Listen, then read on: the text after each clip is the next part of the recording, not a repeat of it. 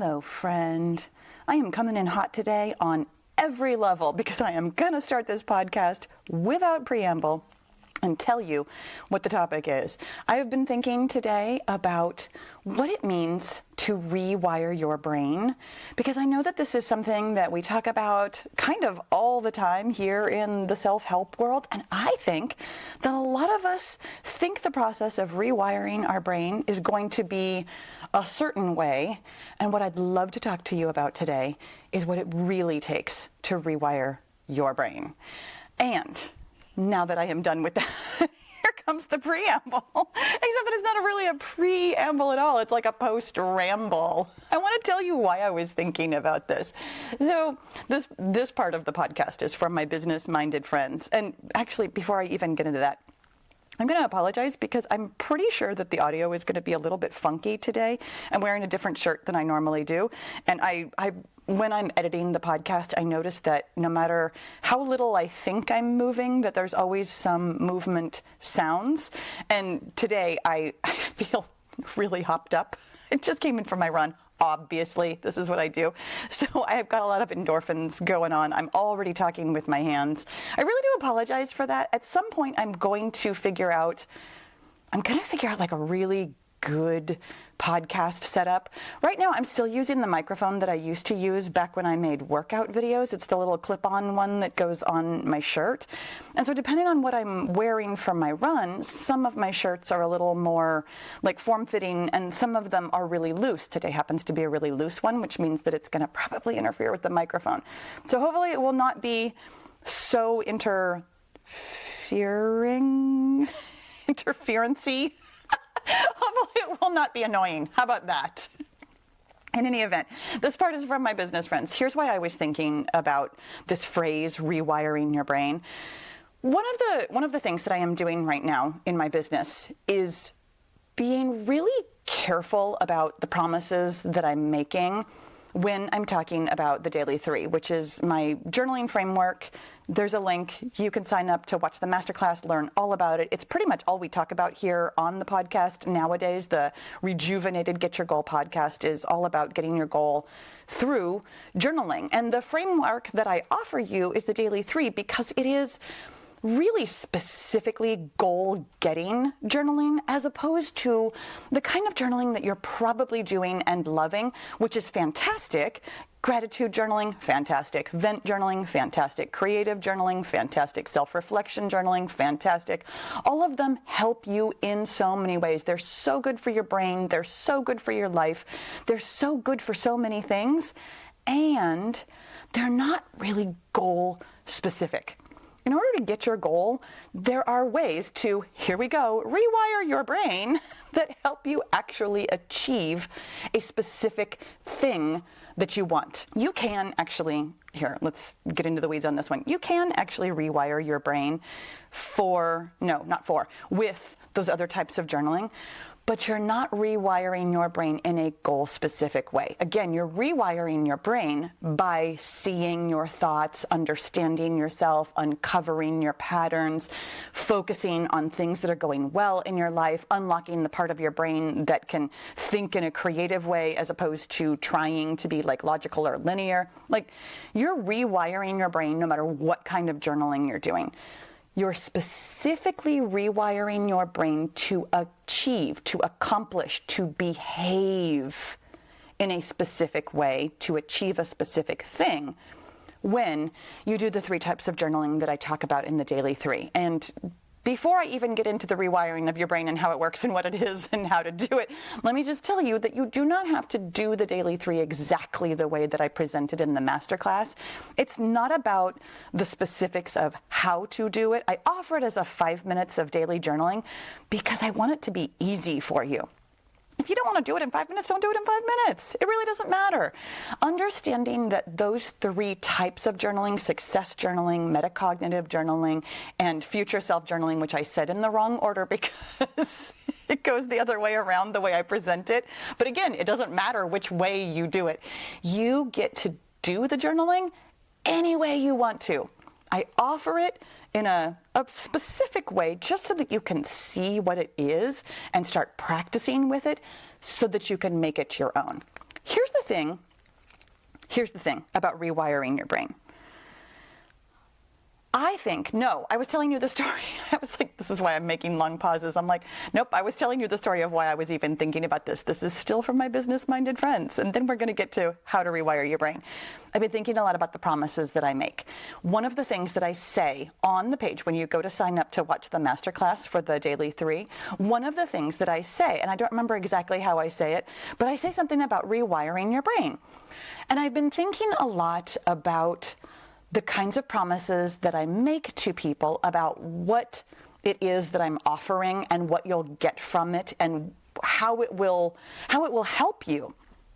And I was thinking about how when I first came to like self-help work and any kind of journaling, any kind of self-awareness, I really truly thought that rewiring your brain was some version of like subliminal messages. Like, I am of an age, and I'm going to just assume that you are too, that I remember in the, what was it, like the mid or the late 80s, the satanic panic, where they were all hot, all the adults, all the grown-ups, they were all hot about how, you know, there were subliminal messages in hard rock music, and Judas Priest was making teenagers, you know, smoke pot and do terrible things. The 80s were such a weird time. I'm having so many weird flashbacks about the 80s. Anyways, then in the 90s, I remember like listening to like self-hypnosis, those, again, like subliminal messages, essentially, where you would listen to something while you were sleeping so that you could rewire your brain, so that you could be a different person.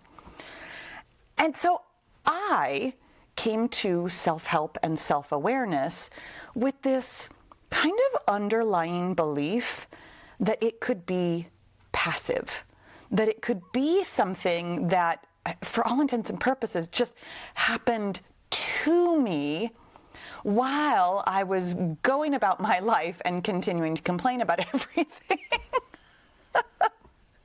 It's so funny to me now to think about this, that I thought I could become, you know, a positive, happy, better person just by listening to something in my sleep, while still in my waking hours continuing to reinforce my old self-concepts by complaining about them.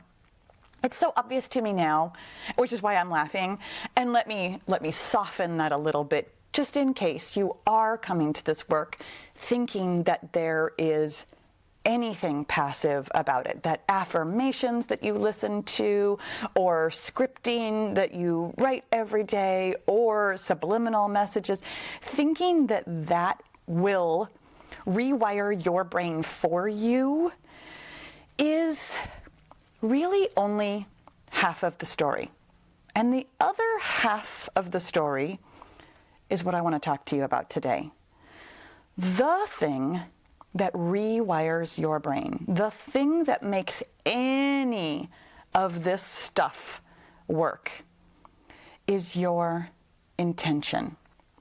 You've certainly heard me say before that it doesn't matter what you do, it matters how you feel. That your intention is what actually creates your results. And there's a different way that I want to say this to you today. And I'm just going to lovingly offer you that when this word comes out of my mouth, you're probably going to want to turn off the podcast. And so I'm going to tell you right now that I'm going to talk about my history with this word, because I really want to show you what this can bring to your life when you decide. I know that word, decide, decisions. Yes, this is a podcast not just about rewiring your brain, but we're talking about making decisions. We're talking about deciding to rewire your brain, because that is how you actually get your goal. I'm actually going to use the C word a couple of times today. It's not the one you're thinking about, even though that one's a fun one too. But I'm going to tell you that you can't. I know, it's a terrible word. It's a terrible word. It's so dramatic, and I do not care for using this word, because I am the kind of person who's like, you can do anything. What I'm going to tell you is that without making the decision to rewire your brain in both big ways and small, that you can't get your goal. And then I'm going to dial that one right on back and tell you that, of course, you can change your mind and make decisions anytime you want to. And in fact, that's where we're going to start this conversation about decisions and about rewiring your brain. I'm going to quote the late, great Neil Peart, as sung by the equally fantastic Geddy Lee, that even if you do not decide, you still have made a choice. The truth of it is that you are a decider. You are a person who makes decisions constantly, literally, every minute of every day. You are making decisions. It's just that most of them are subconscious. You make so many decisions under the surface of your awareness that you do not currently, you might not, let me actually rephrase that, you might not currently think of yourself as a person who either is decisive or can make decisions or wants to make decisions. And the gentle thing that I would love to offer you here as your life coach, I gently challenge some of your presuppositions, some of the stories that you are telling yourself about yourself, that one of the easiest ways to rewire your brain about this self-concept you may have about making decisions is to simply notice that you are constantly making decisions. Every single thing you do is a decision, but it's not necessarily a conscious one. And here's big picture. The more intentional you are with your decisions, the easier it will be to get your goal, whatever your goal is. Let me tell you my story about decision making. I come from a long history of thinking of myself as somebody who was indecisive for many years, most of my life. The self-concept was the exact opposite. It was, I am indecisive. I don't like to make decisions. I don't want to make decisions. I won't make decisions. I refuse to make decisions.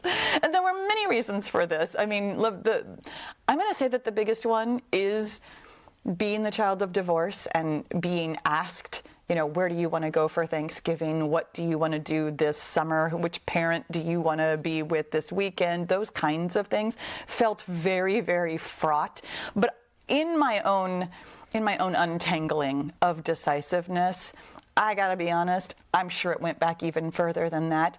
There were plenty of occasions in my entire upbringing that helped form my opinion of myself. I had lots and lots of socialization, not the least of which is just societal socialization about being a girl growing up when I did in the 70s and 80s, about how women weren't really supposed to make decisions, that women weren't really supposed to be in charge of things, that we were simply supposed to let our lives happen to us and let the big strong men make the decisions. I had lots of socialization that helped me tell a story about myself to myself about being indecisive. I had the word decisive on my vision board. Oh my gosh, when did I first start wanting to be decisive? Oh, years and years ago. This was a change that I had wanted to make in my life and did nothing about it, unironically. Made no move to do anything about it. I couldn't decide what to do to be more decisive. And yet, lo, all these years later, I have definitely become a more decisive person. Here are many of the things about being decisive. For me, starting off by recognizing that I was always making choices, even when I was telling myself I didn't want to, or I didn't like to, or I wouldn't, that in itself really is a decision, helped me start to untangle my own thoughts and feelings and self-concepts about being decisive. It helped me start to rewire my brain to think of myself as a person who truly does have agency, the agency to make a decision. Whether or not I want to, whether or not I think it's a good decision, whether or not it's an easy decision, whether or not I overthink it constantly, none of those things have anything to do with starting to shift into this idea of being a person who makes decisions. And here's the thing, here's why this is a conversation about decision making. When you decide to rewire your brain, when you decide to examine your thoughts, when you decide to feel your feelings on purpose, when you decide to take a look at your patterns, when you decide to gently, lovingly examine your resistance, when you decide to do something new, when you decide that you're actually going for your goal instead of trying for your goal, when you decide to step into a new self-concept, everything that comes after that isn't easier. I know you thought that's how I was going to end that sentence. It's not that things become easier, it's that they feel different. When you come to self-help work, when you come to goal work, when you come to your goal and your life from a place of other people make decisions for me, or circumstances force me to do things, or any way you hear that, not the least of which is, I'm going to do this because that sounds decisive, but I'm going to do this because it's the right thing to do, or because I have to, or because so-and-so told me to, or because this is the way it has to be. Actually, let's take a little side trip into those kinds of decisions, because it sounds like a decision, but it's not. Making a decision for or about or because of something outside of you feels terrible, feels powerless, feels helpless, feels like you don't have agency. And that really is the thing that rewires your brain, is recognizing, feeling your agency. The actual mechanics of rewiring your brain for you personally are going to be truly unique to you. For me, there were several different concepts that I unraveled and worked my way through. And it's funny, it's so funny. This might not seem related. I think it is, because it's what just popped into my mind. Literally 3 days ago, I was working on something. I was working on a technological issue behind the scenes, administrative work. Not even administrative. No, it was truly technology related. I'm trying to get something to work in a way that I want it to work. And I did not feel like I had any agency over it whatsoever. And I was so mad, and I was complaining, and I was yelling, and I was crying. I had such a frustrating several hours of feeling like I had no agency over this situation, that there was no decision that I could make that was going to feel better, that there was nothing I could do, that I was over a barrel. That was the phrase that came to my mind. And I will tell you that I still haven't solved this problem. I still haven't dug through how that I am feeling, that I am over the barrel of this technology, that I can't do anything in my business the way I want to because of this particular issue. This is so fascinating to me. Maybe that's why I wanted to talk about this on the podcast today, because I am still untangling my own work about decisions, about agency, about rewiring my brain in order to get my goal. Here's the thing. You will on your way to your goal. It is your great opportunity to learn something about yourself.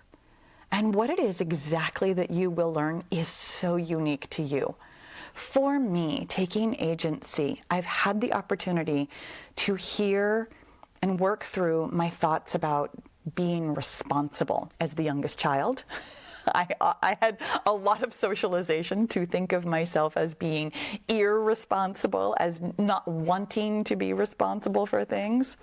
I have come around so much on that word that I actually enjoy now taking responsibility for what is mine and allowing other people, whether they want it or not, to take responsibility for their stuff. Allowing other people to be responsible for their stuff. That has been, oh my gosh, that has been such a beautiful and wonderful untangling, to not take on other people's stuff, to leave it to them, even if they don't want it, even if they act or say or behave as if they do not want their own responsibility. Knowing what's mine and what's theirs has been, it's been like freedom.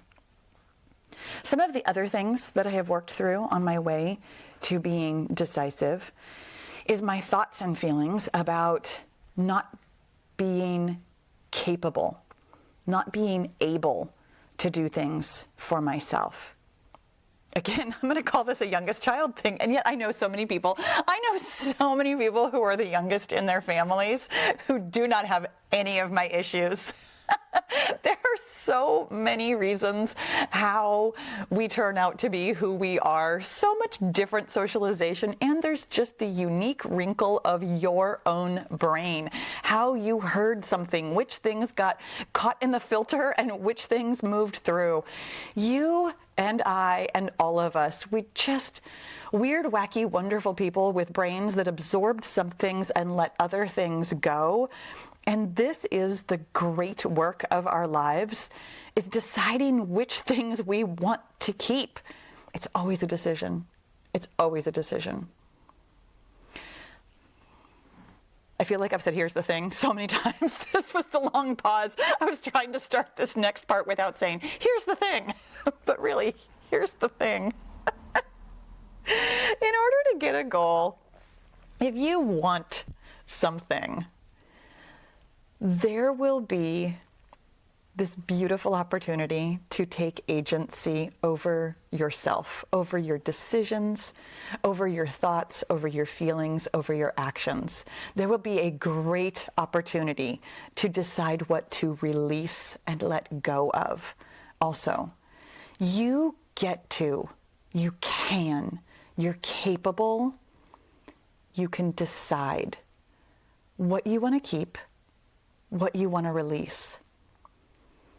So much of what we think of as reality and the way things are is just stories that we're telling ourselves. Rewiring your brain to get your goal is about sifting through those stories. Which stories are taking you to your goal, and which stories are holding you back from it? Which stories do you want to tell about yourself? By the way, this is future self-journaling. What do you want to do? What do you want to have? What kind of a person do you want to be? How do you want to show up in the world? That vision of what you want, practicing that is what helps you create it. This is the part where I'm going to talk to you about the Daily 3 and how the Daily 3 helps you rewire your brain. It's why I make the promise. It's why I make the promise. We very often think that the future, by default, will be more or less exactly like either our past or like our current circumstances. Asking yourself what you want the future to be like isn't the way your brain naturally works. Your brain continues to predict the future based on the past. But if you want something new, something different, aka your goal, asking your brain, deciding to focus your brain, even if it's just for 1 minute a day, on the future that you desire, helps you rewire your brain. Metacognitive journaling, the second part of the Daily 3, rewires your brain by gently observing the stories that you are telling yourself about why you can't have that goal. It's stories from your past. Again, your brain is operating on a predictive model that your future will be like your past. So therefore, if you haven't had it before, you haven't or don't currently see it in your life right now, your brain will predict that that is what the future is going to look like. So it will have a story for you about, I can't lose weight, or I've never written a book before, or it's too hard to run, or I don't know how. I just heard the story of my own brain. I don't know how to operate a successful business. Man. Okay, I'm going to put a pin in that one. That's my own journaling. That's my own metacognitive journaling for today, even though I've already done the Daily 3. But understanding, observing. That's just a sentence in my brain. That's a sentence that just came out of my mouth as though it could possibly be true. This is the essence of rewiring your brain, coming up and out of your stories and deciding that they are stories.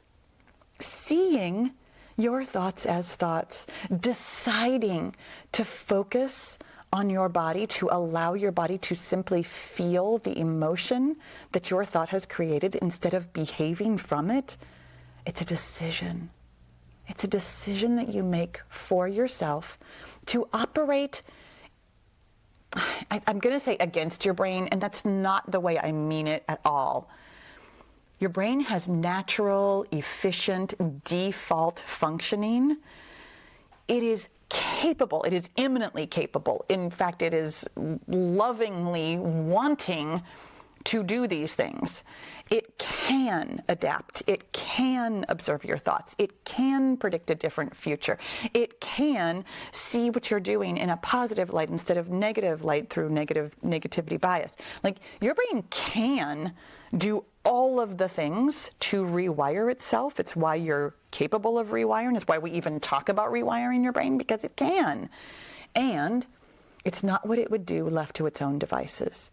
It requires that spark of decision from you. Then we'll talk about success journaling, how it rewires your brain. Your brain, very naturally, defaults to negativity bias. It's because, generally speaking, what we refer to as negative emotion, I don't love that. It's why I say that in kind of a sarcastic, sing-songy voice. Negative emotion isn't a thing. You have feelings that feel, like physiologically feel, comfortable or uncomfortable. Comfortable feelings are what we associate with positive emotions. Uncomfortable feelings are what we associate with negative emotions. I will tell you from my own experience, yes, I'm getting into the weeds, but I really want to talk to you about this. I don't love thinking about emotions as positive or negative, because there have absolutely been times in my life when some of the most physically uncomfortable feelings were created from thoughts that sounded really, on their surface, positive. But because I had never felt those feelings before, or had never felt them so strongly, they felt deeply uncomfortable. I'm thinking very specifically, the day I got an agent for my book, the thought that I had in my head was, this is everything I've ever wanted. And that sounds like so joyous, right?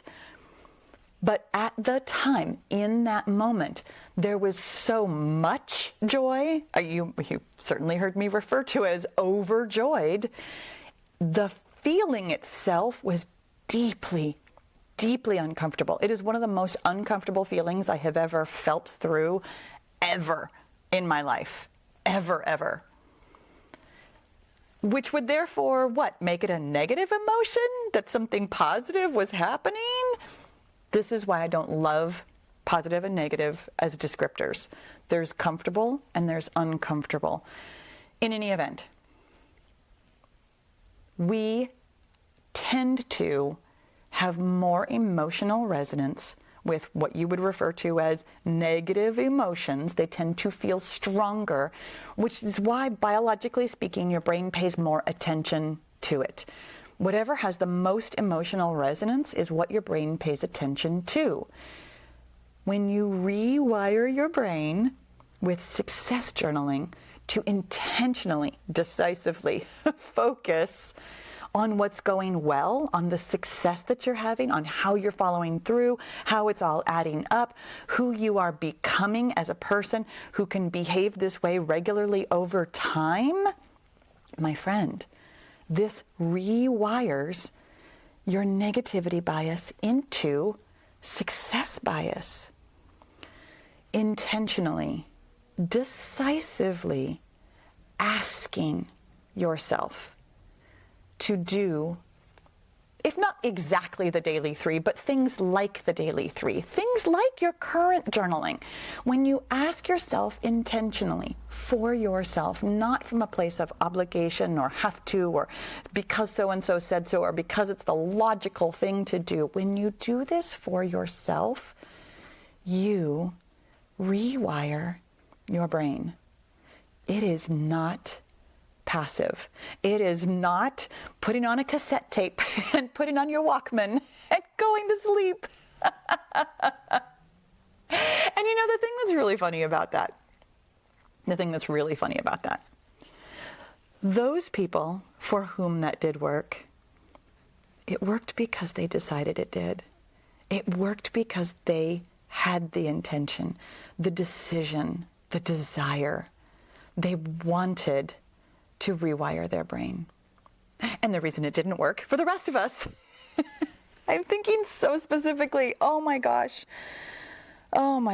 there was about a year in my life where I felt so desperate.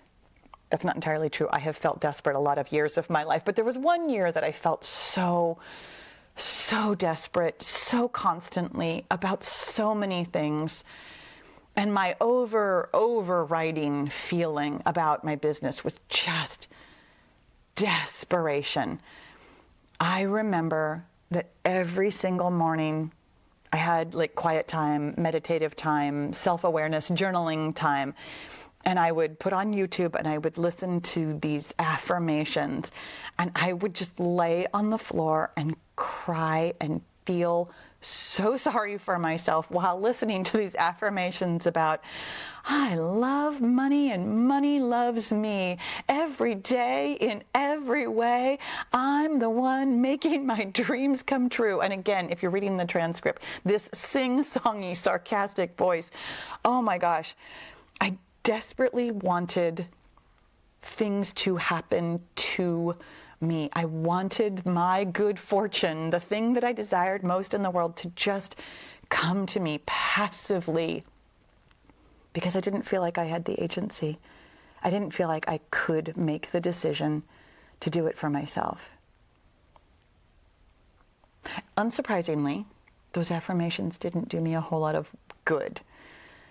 What I did come to understand, and what I've shared with you here today, is that it wasn't going to be passive. That in order to create what I want, I created what I want on purpose, intentionally, decisively. That's where I'm going to leave it with us today. My friend, thank you so much for listening. I'll offer you a gentle plug here at the end. If you haven't already watched the Daily 3 Masterclass, and you are ready to rewire your brain, there's a link in the show notes. I'll talk to you again soon.